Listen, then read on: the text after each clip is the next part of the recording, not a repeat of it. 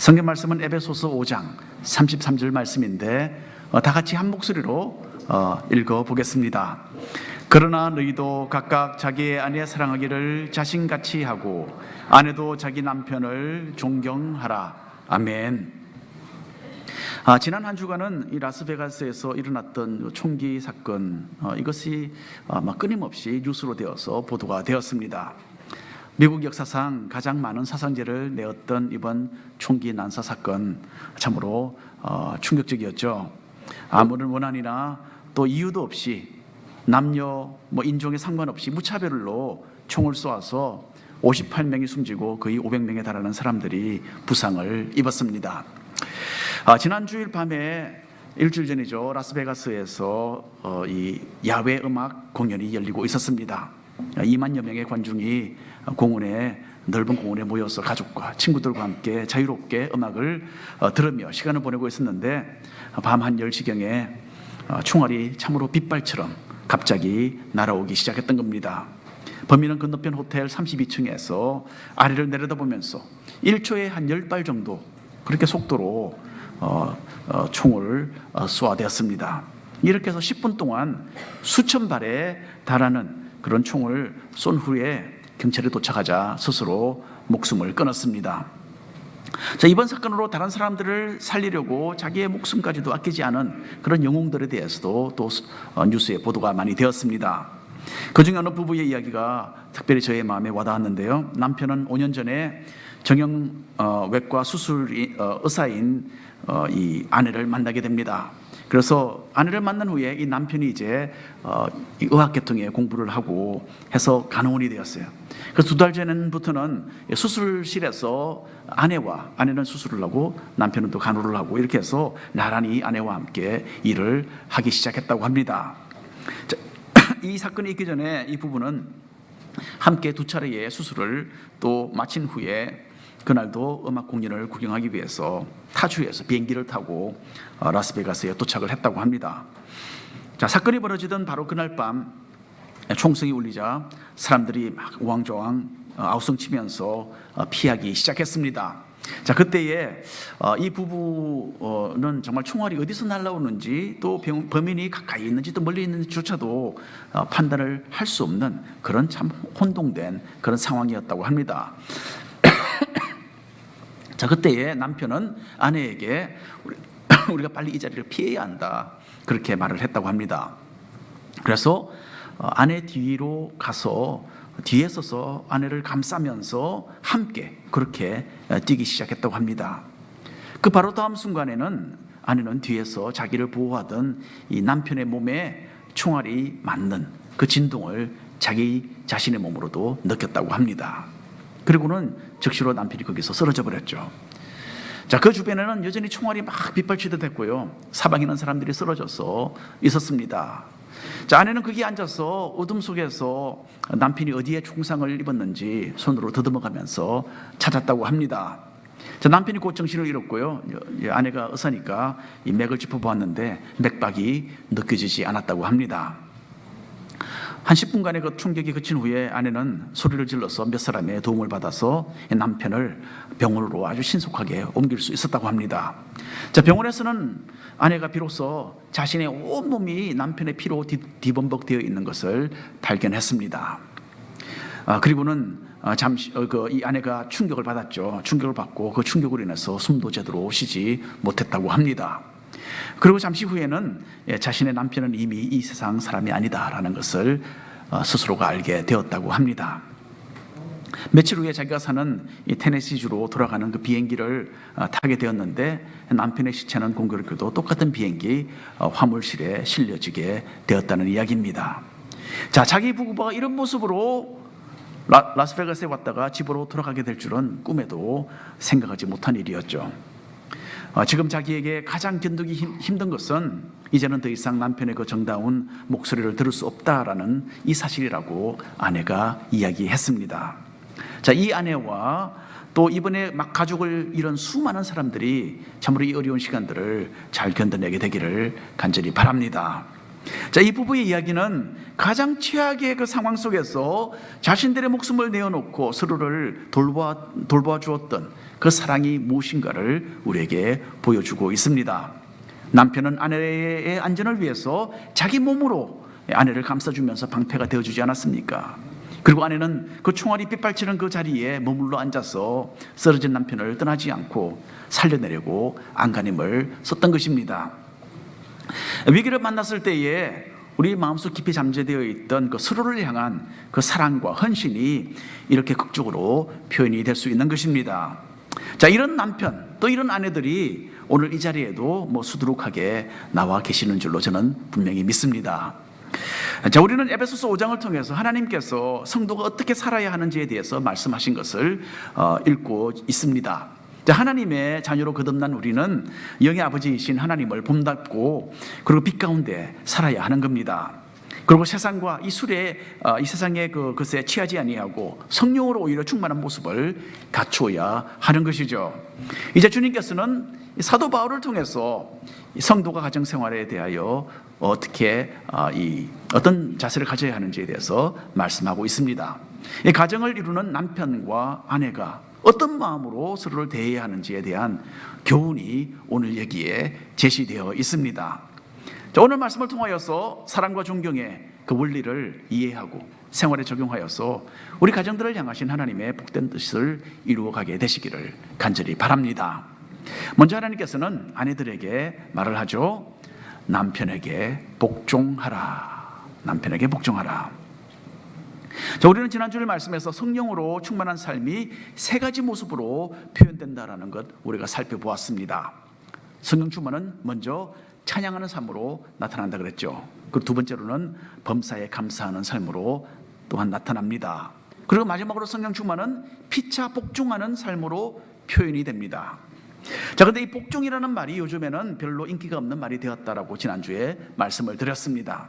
현대인들은 위아래가 없는 이 동등한 관계 속에서 이제는 자기의 생각과 의견을 내세우고 굽히지 않는 것에 많이 익숙해져 있습니다.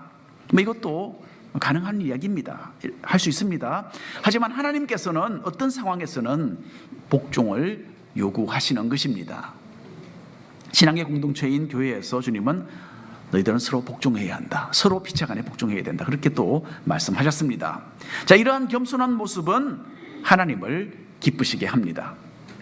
그리고 하나님께서는 우리가 성령으로 충만하여서 교회에서 피차 복종하는 이 생활이 이제는 흘러서 가정 생활로까지 연결되어야 한다라고 가르치고 계시는 것입니다. 22절 말씀을 함께 읽어보겠습니다. 아내들이여 자기 남편에게 복종하기를 주께 하듯 하라. 다시 한번 읽어볼까요? 아내들이여 자기 남편에게 복종하기를 주께 하듯 하라. 우리 여자분들이 이 구절을 읽기 싫어하시는 것 같으네. 예. 자, 아내가 남편에게 복종해야 한다는 것, 우리 신세대가 좀 받아들이기 어려울 말일 수도 있습니다. 그런데 일부 예배 우리 좀 나이가 드신 분들은 아무 문제 없이 따라하시던데 우리 좀 젊은 분들이라 따라하기 좀 힘드신 것 같으네요. 자, 우리가 사는 사회는 많이 좀 진보적으로 흐르고 있기 때문에 이런 말을 듣게 되면 성경의 가르침이나 또 교회를 비웃고는 합니다. 남녀가 평등한 요즘 세상에 이 무슨 고리타분한 옛날 이야기냐라고 비난을 하죠. 자, 이런 진보적인 현대시대 사회의 그 흐름에 익숙한 우리에게는 때때로 좀 더 보수적인 이런 성경의 교훈에서 도전이 되는 것이 사실입니다. 그런데 한 가지를 기억해 두는 것이 좋을 것 같아요. 근대의 여성 인권 운동이 일어나기 2000년 전에 이미 성경에서는 남녀 간의 차별이 있을 수 없다라는 이 사실이 기록되어 있습니다. 갈라디아서 3장 28절 말씀을 제가 읽어드리겠습니다. 너희는 유대인이나 헬라인이나 종이나 자유인이나 남자나 여자나 다 그리스도 예수 안에서 하나이니라. 예, 그렇게 하나님께서 말씀하셨습니다. 자, 우리는 신분이나 성별에 관계없이 모두 하나님 앞에 동등한 자녀들입니다. 하나님은 남자와 여자의 차별이 없이 우리를 동일하게 대하여 주시고 축복하시는 분이십니다. 아멘. 자, 그런데 우리가 이렇게 차별을 우리에게 두지 않으신다라는 이 말을 오해하시면 안 됩니다. 그렇다고 해서 모든 부분에 있어서 우리에게 다 똑같은 권위를 부여하셨다라는 것은 아닙니다. 요즘 만화에서는 이 도로 공사가 한창 진행되고 있습니다. 우리 동네죠, 그렇죠? 이 동네 길들은 좀 좁아서 공사를 하게 되면 옆으로 비켜가는 것도 쉽지가 않습니다. 그래서 경찰이 아예 도로를 가로막고서 서서 다른 곳으로 둘러가도록 그렇게 운전자들에게 지시를 내립니다. 저는 이 똑바로 가고 싶은데 다른 데로 이렇게 둘러가려니까 좀 귀찮고 또 싫은 마음이 드는 거죠. 그런데 경찰이나 나나 다 똑같은 사람 아닙니까, 그렇죠? 우리가 뭐 투표를 한다 그러면 저도 한 표, 자신도 한 표, 똑같습니다. 자, 그렇다고 경찰관이 손가락으로 가리키는 그 방향을 무시하고 앞으로 돌진할 수는 없는 거죠. 왜냐하면 경찰에게는 교통 지시를 내릴 수 있는 권위가 있기 때문에 그렇습니다. 싫든 좋든 이 권위에 복종하고 순종해야 하는 것이 우리 사회의 법입니다. 그래서 학생은 학교에 가면 교사의 지시를 따라야 하죠, 그렇죠?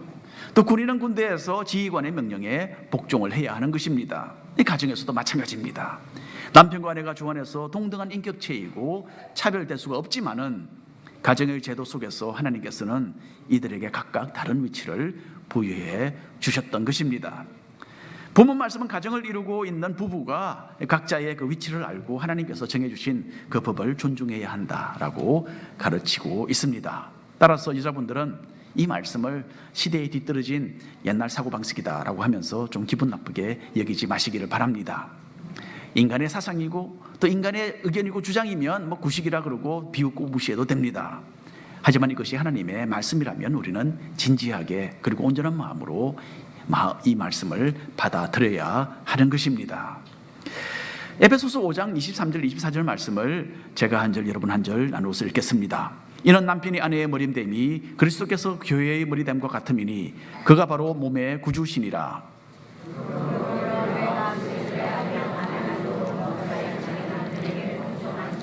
아멘. 자, 매사에 자신이 없고 늘 아내의 눈치만 보던 어느 남자가 있었다고 합니다. 어느 날 이 사람은요, 어떻게 자기 주장을 좀 더 강력하게 행사할 수 있을까에 대해서 고민을 하다가 밖에서 책을 하나 구해서 읽게 되었다고 합니다. 자, 책을 읽고 나서 용기를 얻었어요. 그래서 자기 집으로 달려가서 문을 벌컥 차고 열었습니다. 그리고는 큰 소리로 외치는 거예요. 그 집안에 있는 그 아내가 들으라고요. 자, 이제부터는 내가 이 집의 대장이니까 내 말을 들어야 된다. 이렇게 큰 소리로 외쳤습니다. 자, 아내가 갑자기 이 사람이 미쳤나 그러고 놀라서 눈이 희둥그레졌죠. 자, 그때 이 남편이 강력한 어조로 말을 계속합니다. 당신은 바로 지금 내가 제일 좋아하는 음식을 요리하고 그 후에는 내가 목욕할 물을 준비하시오. 지시를 내린 겁니다.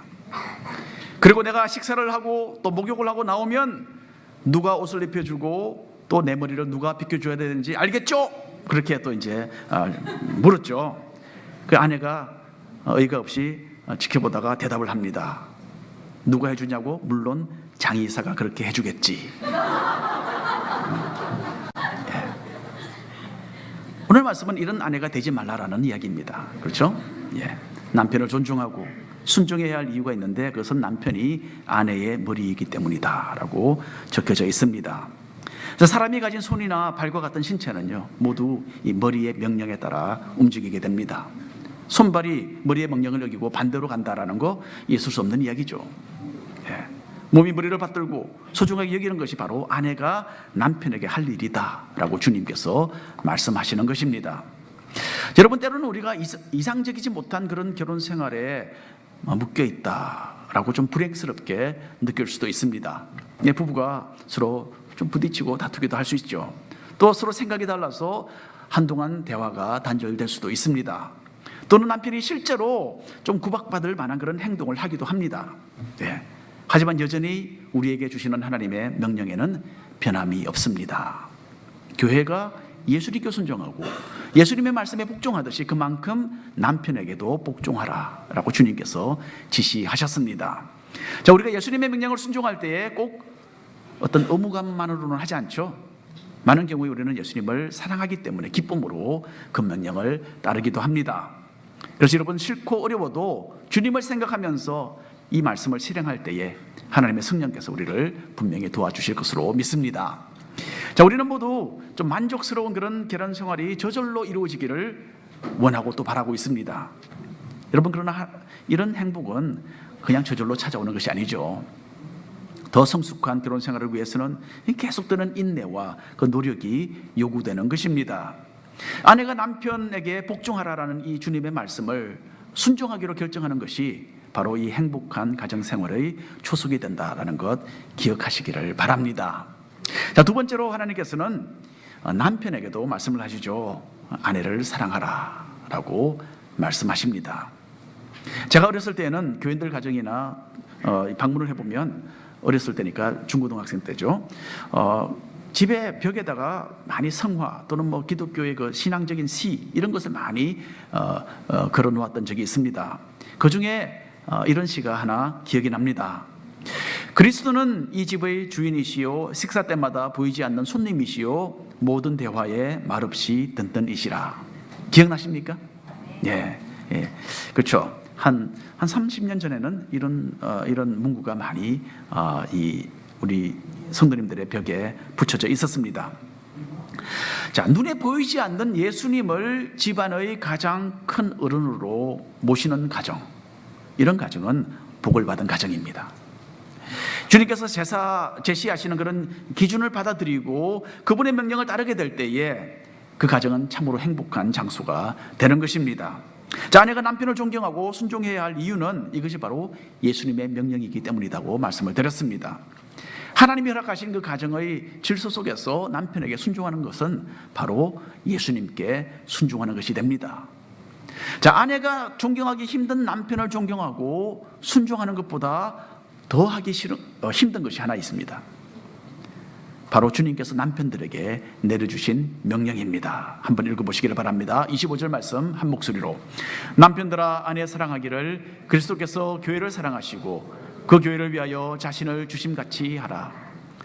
남자분들은 안 읽으시네. 남자분들만 큰 소리로 한번 읽어보겠습니다. 남편들아, 아내 사랑하기를 그리스도께서 교회를 사랑하시고 그 교회를 위하여 자신을 주심같이 하라. 아내가 남편에게 순종해야 한다는 말씀에 아마 남편들이 상당히 기분이 좋았을 것 같습니다. 그런데 주님께서는 정말 힘든 일을 우리 남편들에게 남겨주셨어요. 아내를 사랑하되 예수님께서 교회를 사랑하신 것만큼이나 아내를 사랑하라.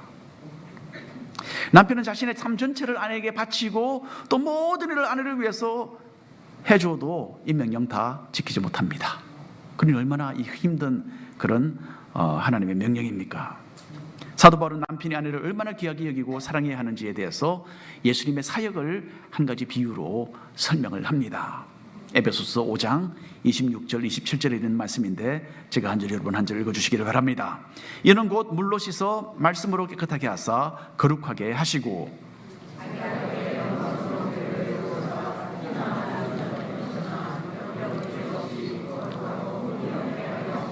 감사합니다. 예수님께서 교회를 위해 얼마나 많은 관심과 정성을 쏟으셨는지에 대한 말씀이죠.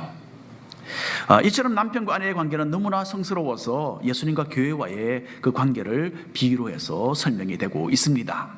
주님께서는 교회를 아름답게 세우시고 거룩하게 하시고 또 흠이 없이 영광스럽게 하시려고 모든 노력을 기울이신 것입니다. 주님은 자신이 섬기는 자로 이 세상에 오셨다라고 그렇게 말씀을 하셨어요. 십자가에서 자신의 그 목숨을 내어주시기까지 하시면서 스스로를 낮추고 종이 되어서 우리를 섬겨주셨어요.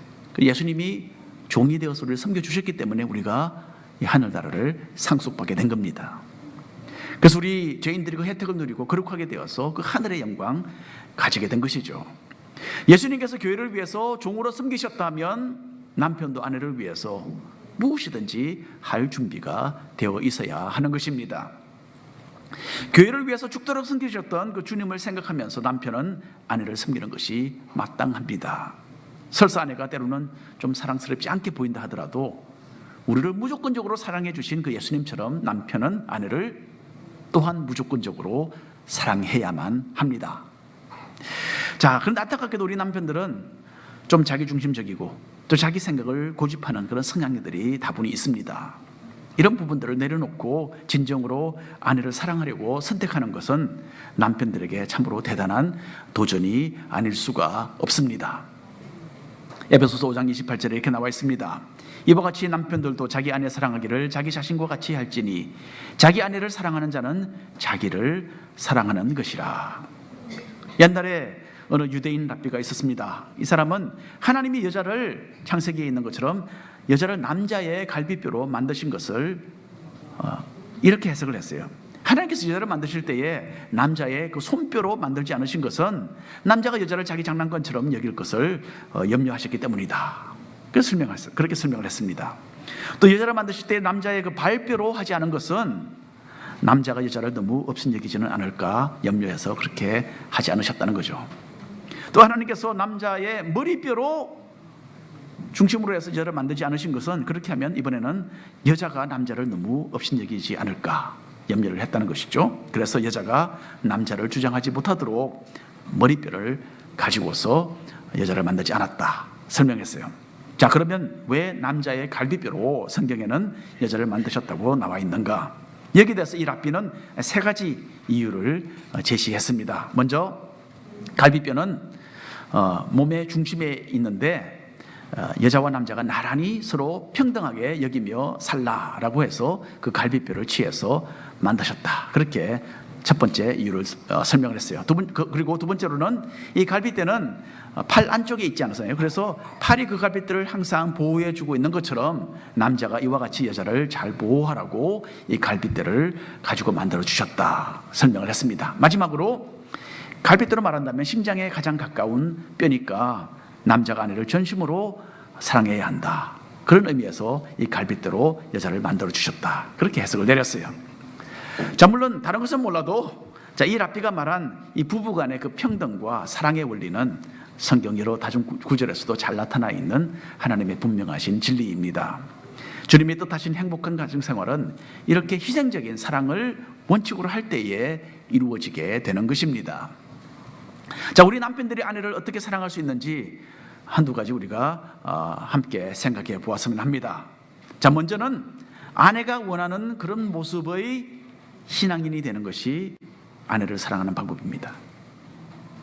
아내가 원하는 그런 모습의 신앙인이 되는 것이 바로 아내를 향한 사랑입니다. 너무나 당연한 이야기죠. 하지만 이처럼 또 어려운 것이 없습니다. 우리 자신의 한계가 금방 느껴지는 것이 바로 이 부분이 아니겠습니까? 그렇기 때문에 우리는 계속해서 예수님을 닮아가도록 추구하면서 그렇게 살아야 하는 것입니다. 둘째로 아내에게 사랑을 표현하는 것이죠. 말로서 사랑을 표현하고 또 아내의 좋은 점을 찾아서 칭찬해 주는 것도 한 가지 방법이 되겠습니다. 그리고 아내의 셀 수 없이 많은 그 숨은 희생들을 생각하고 감사를 적절하게 표현하는 것도 한 가지 사랑의 표현이 될 수 있을 것입니다. 그리고 마지막으로 아내와 함께 모든 것을 나누는 것이 바로 사랑입니다. 어느 나이가 많은 미국 노인 부부가 있었다고 합니다. 이 노부부가 맥도날드를 갔어요. 그 문을 열고 맥도날드를 들어갔는데 문을 열고 보니까 그날은 여러 젊은 가족들이 아이들을 잔뜩 데리고 와서 자리를 잡고 있는 거예요. 이 노인 부부가 금방 사람들의 그 눈길을 받게 됩니다. 자, 이 부부는 몸집이 아주 작았고요, 좀 가난해 보이기도 했습니다. 하지만 함께 부부로서 지내온 것이 한 50년 정도 되어 보이는 정도로 참 두 부부 다정하게 그렇게 이 맥도날드를 나란히 들어왔다고 합니다. 저도 이 다음에 그렇게 되면 맥도날드를 가지 않을까 생각을 하는데요. 제가 맥도날드 지금도 좋아하니까. 자, 어쨌든 할아버지는 앞으로 다가가서 햄버거 하나, 프렌치 프라이스 하나, 그리고 콜라 하나를 오더를 했다고 합니다. 자, 음식이 나오니까 두 사람이 그냥 그것만 가지고 한쪽에 자리를 잡고 앉는 거예요. 할아버지는 플라스틱 칼로 햄버거를 반으로 잘랐습니다. 그리고 프렌치 프라이스도 두 부분으로 나누었어요. 자, 이것을 두 사람이 나누어서 먹을 참이었던 겁니다.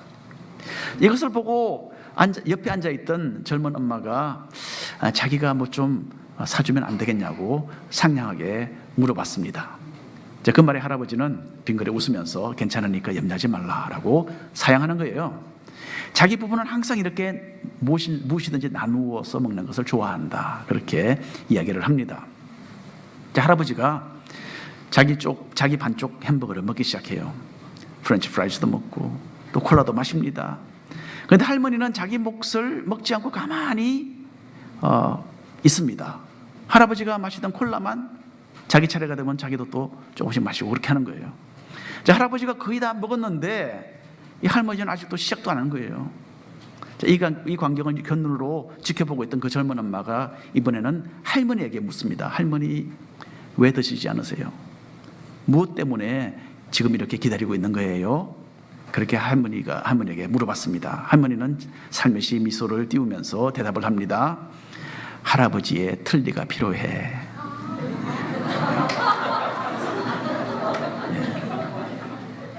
진정한 부부의 사랑은 이렇게 모든 것을 서로 나눌 수 있는 겁니다.